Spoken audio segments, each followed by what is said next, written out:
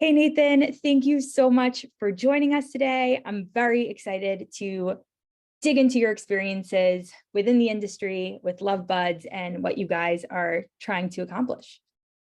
Well, thank you. Yeah, I'm super excited to be here and to represent LuvBuds and the many other entities that I've been a part of and experience that I've gotten. So super excited to share more about my experience with Order.co and in the industry in general. Sweet. So I think before we even jump into LuvBuds, I'd love to hear, you said you have over 3 decades of experience in the cannabis industry. So I'd love to hear what initially drew you to the cannabis industry and how your experiences have shaped your passion for this field. Sure. Yeah. So I was a very fortunate child to be able to travel the world and follow my parents around to different cool places. And I was also exposed to a lot of really interesting, political thought, religious thought because of my father and my mother in particular, and just happened to go to high school in San Jose, Costa Rica, which was kind of out of the blue. I'd lived in the United States my entire life before that, but all over in different states. And in Costa Rica, I was 15 years old when I moved there, and I loved going into the little markets and playing hacky sack and hanging out with the people in the markets. And it just so happened that a lot of the guys that I like to hang out with had little clay pipes they were selling, and hacky sacks and knickknacks and things like that. And I was intrigued, and I partook back then and still do a little bit, but I was very intrigued by the pipes and kind of that culture down there, and realized that they're selling these pipes for $1, $2, $3, just incredibly cheap. This was back in 1993, and I thought, you know what, I could probably buy like $100 of these and then bring them to the U.S. and sell them to my friends. Well, I did that and made some pretty good money, and then decided, well, I'm going to take that money and do it again. And fortunately, I got to go back and forth a few times a year to visit family. And I don't think my parents had any idea, but I had backpacks full of clay pipes and all sorts of weird little hippie knickknacks. And by the time I graduated high school, it was something that I really enjoyed doing. I was making good money at. I started traveling all over Central America by bus and hitchhiking, and just living this really fun life. And I'd buy really cool knickknacks and a lot of smoking accessories, which very rudimentary at the time, but really cool. And I'd bring those back to the U.S. and just kept doing it. And that led to all sorts of different companies. Primarily one, I still have it. I don't really utilize it much, called Festival Outfitters. Festival Outfitters was an avenue for me to sell all these products that I would import to at music festivals. And we grew to be, I think, probably the largest merchandise vendor at music festivals for a number of years. We do like 75 shows a year, and that did really well. I made good money with that. That allowed me to support my wife, have 3 children, and put myself through undergraduate and graduate school. I actually was going into law school to pursue international law and kind of follow somewhat in my dad's footsteps, and then realized, after the first year of law school, that I was making more money than my professors were, and I had built these side businesses doing that, and I really enjoyed doing it, and I thought, well, why don't I just try this full time? And funny enough, after my first full time year, it was the first year I ever lost a lot of money. So it really made me think. And of course, my dad was like, go back to school, dude. And I thought, well, if this is the worst it can get, I think I want to give it one more shot. And really happy I did. I got some really good friends that are attorneys, but I don't think I could be that guy. I got to live a really interesting life so far by not doing that. So yeah, that decision led to building out e-commerce platforms, building out brands. My first brand was the grinder company Cali Crusher.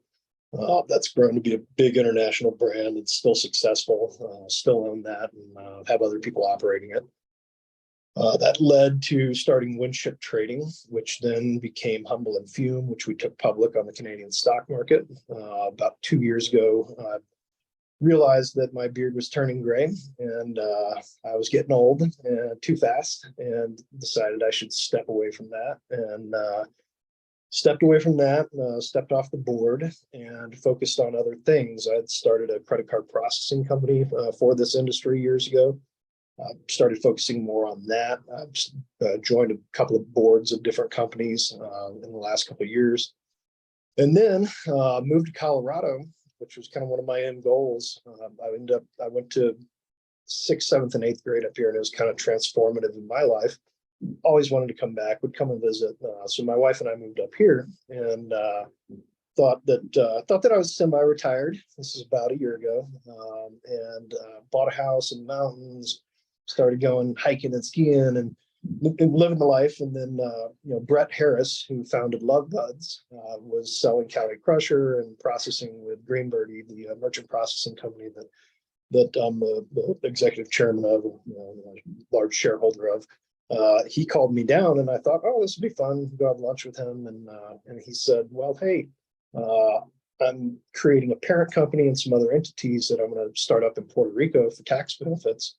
I need someone to be the president of LuvBuds. And I thought, no way, not doing it. Because I was really enjoying not working so much. But really, it was pretty neat. He said, first of all, he said, well, name what you want, which I did. And fortunately, I think for both of us, he accepted. And but a big part of it too was I didn't want to just jump into anything, so I said, let me look under the hood and see, what this looks like. And once I looked under, I was actually very fascinated and surprised. I have created a very large distribution company, and with the help of many, many individuals over the years with Winship Trading and Humble and Fume. And I've been involved in many levels of friendship and interactions with some of the biggest distribution companies in the cannabis accessory space for decades. And this was the first one and the only one that I'm aware of that had figured out and kind of cracked the code to selling accessories to dispensaries. Everyone else is pretty good, decent to pretty good, or some cases very good at selling accessories to smoke shops, vape shops, bodegas, convenience stores.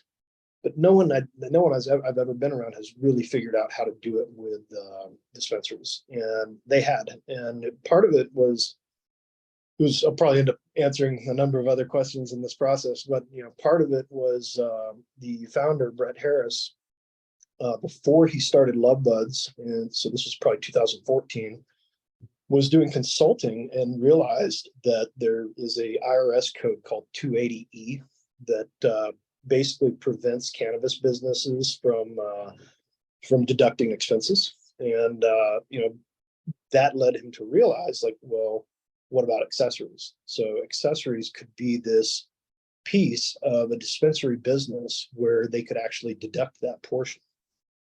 That means a lot. Additionally, accessories tend to have a margin that is significantly higher than actual cannabis, which most people don't realize. So he decided to create a consignment business called LuvBuds, where he would put certain accessories into the dispensaries in Denver in 2015. And that's right when Denver went recreational. So it was a really perfect timing, really perfect kind of entry method. And that together with, hiring some really fantastic people and understanding the growth potential of the industry, and having, he's got, I guess, a different approach to it than most company founders. So, I think with that, we realize now most dispensaries have probably less than most that I've interacted with that haven't had, the LuvBuds treatment, are generally at around 1% of total revenue is accessories. Some cases significantly below 1%. We've had experience getting people to 8 to 10% of revenue, which, once again, great deduction, great margin, great extra revenue, extra profitability. So how do you get from 0.5% or 1% to 8? It takes us really getting into the thick of it with customers and understanding their layout, helping them planogram. Our goal is really to kind of make the buyers at these MSOs and dispensaries look like geniuses. The way we can do that is we have data on sell through that goes back 7 or 8 years. So we know what people buy, we know where they buy it, we know how much of it they buy, and we know if they're going to buy it because it's behind the shelf or in front of the shelf or next to the register, below the register. And then we can help with that planogram and also the shelving, the displays. And then through all of this, we've got these relationships that have become phenomenal with the brands that are behind the industry, to where we can represent those brands and provide special deals to these dispensaries. So, looking under that hood and seeing this, just was like, okay, I've been thinking about this type of interaction with dispensaries, but the industry really wasn't mature. And so now I get to be a part of a team where we're helping mature the industry in that way, which is really, really cool. Wow. That is quite the origin story of being a very entrepreneurial teen. And it's amazing to see all the different ways that you've taken those experiences, and also what LuvBuds has turned into. And like you said, cracking the code, and making that the accessory business like really impactful for these different dispensaries. So you're talking a little bit about the data and knowing exactly what people are buying. So I'm curious, like, which products have been most successful for LuvBuds? And also based on that data, are there any new product lines or innovations that you're currently working on or planning to launch in the near future? Yeah, there's a lot to be shared on that. We could probably talk for hours or days, but essentially dispensaries vary based on the kind of socioeconomic area that the dispensary is in. And then, depending on the size of the operator, if the operator is a multi-state operator and they're operating in, 30, 40 different cities in a particular state and 30 or 40 in another state, it can vary drastically. So, you always have staples and you have price points. There's $10 pipes, $15 pipes, $25 pipes. There's $25, water pipes, $50 water pipes. You want to, it's easiest to just look at other industries and say, okay, what is the model in most industries with retail? It's this good, better, best model. And, we basically strive to provide something good, something better, and something best in every category. And, that's from hand pipe to water pipe to, battery to vaporizer to breaking vaporizers down to dry herb or concentrate.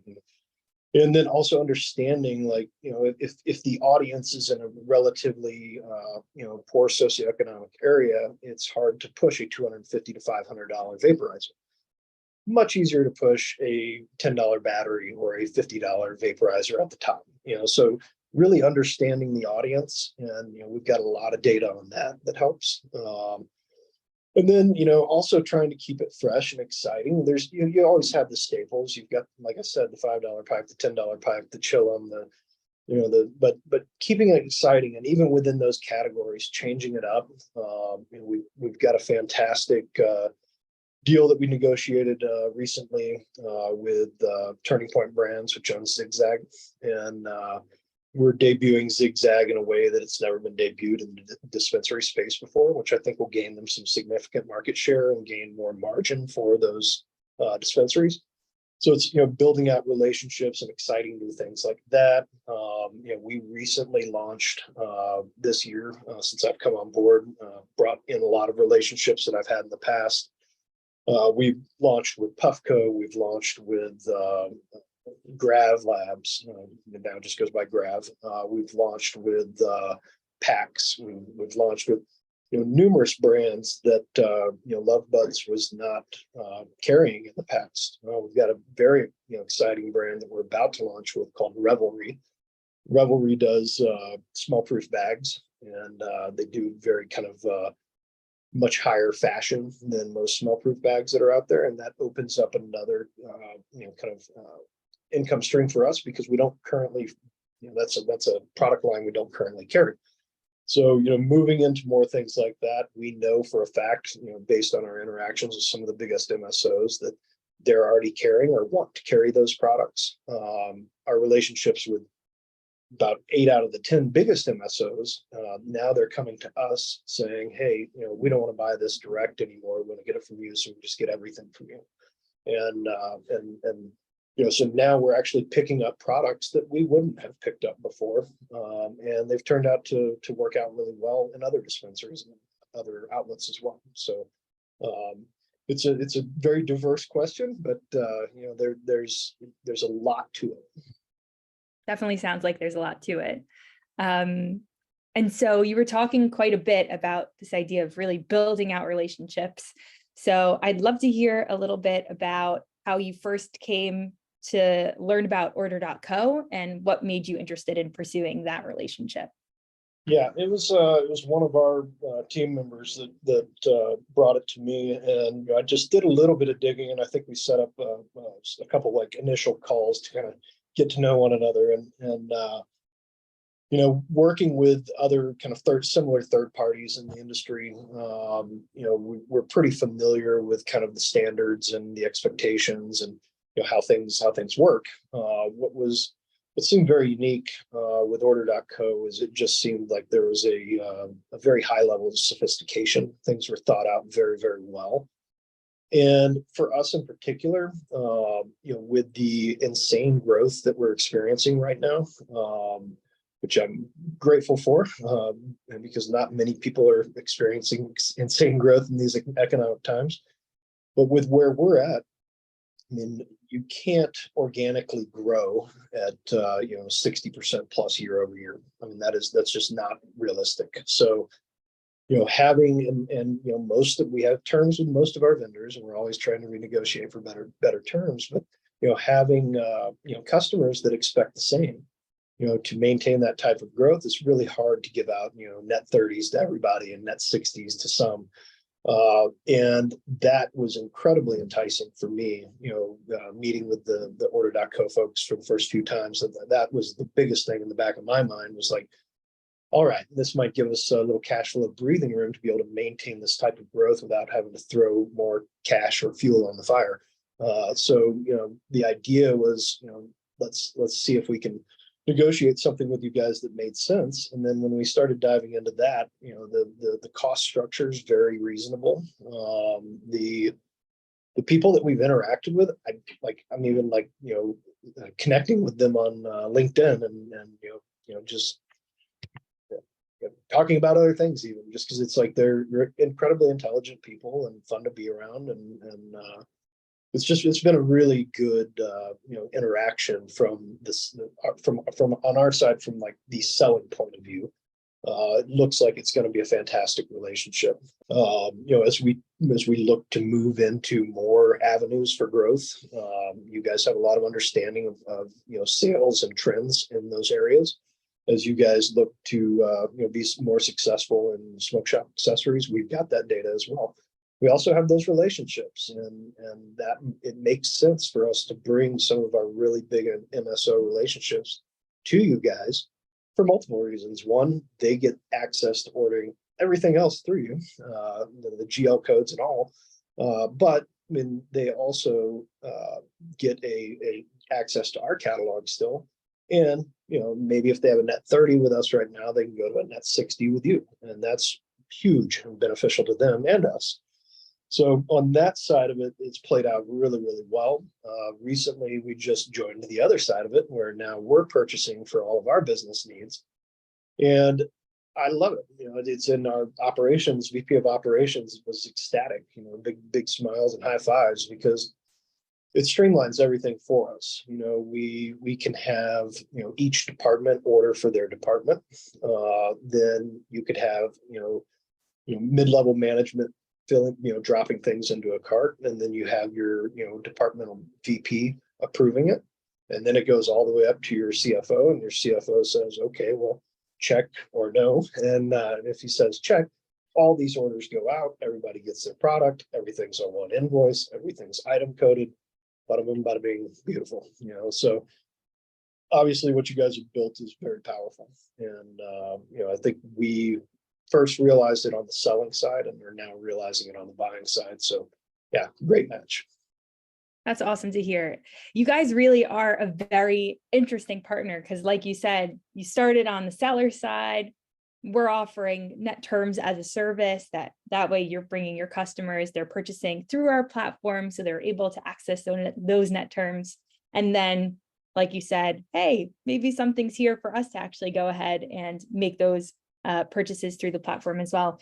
So how many vendors are you thinking about for your personal ordering experience at LuvBuds? Like, how many vendors are you hoping to bring on? How much time do you think it's going to save you besides for just the practical software streamlining all of those processes? Well, I mean, on both sides, it's already on the purchasing side, it's already saving a lot of time. And then the knowledge of where we can go with it, because we just got started, is really exciting. So then we're cutting out a number of suppliers that we've been with for ages, and we're also trying to convince a number of those suppliers to be on the seller side for you guys, so that we can continue to buy from them and support them. On the selling side, you guys have already had a few very, very good dispensaries that are already ordering from us through your side. So there's automatic benefit, and I know we've brought a few MSOs to you guys that were not with you, but they're very excited to be with you now.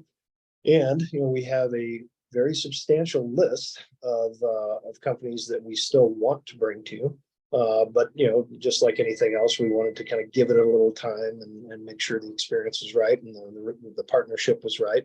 And I think that's all proven to be the case. So, I would see in the near future, we'll be bringing you guys a lot of business, which I know you'll be bringing us business as well. So, it's so far, it's been a really good match. Yeah, it's a very mutual relationship there, and that's kind of like how partnerships should work, right? Everybody feeding each other. So I just wanted to touch on one last point, which is Order.co's financing options. So we have Order Capital, where we're able to offer net terms to our customers. We're also able to offer cash advances at really competitive costs for the industry. So I'm curious how you've been thinking about those financing options and how they'll impact your overall growth strategy now that we are partnered. Yeah, I think for our size and volume, the benefit to the selling side is gonna be the terms that we can provide to the customers, those extended terms. We don't generally provide many terms to customers. We're in a relatively small margin distribution business, and so it's not something that makes sense with the current rate of growth. You guys being able to provide that is phenomenal. So on that side, that's really the piece that I think we're going to take most advantage of. I think another area where we could really, help with your business and with our customers is providing them with the knowledge that, hey, not only can you get these terms with these guys could also do some financing, some cash advance type loans. I mean, there's a number of other things that our customers can get out of that partnership. Excuse me. And then on the purchasing side, I believe we've already looked into, I'm not sure if we took, but we looked into a advance because we're buying some new machinery for our, we just launched a new entity called Swag Supply. And Swag Supply is basically a white label service. So we actually built out our own print shop, which is a very big learning process. But we still are adding machinery to that, and I know that we were considering using you guys as a finance partner for some of that machinery. So I'm not sure where we are with that one, but very excited that that's an option.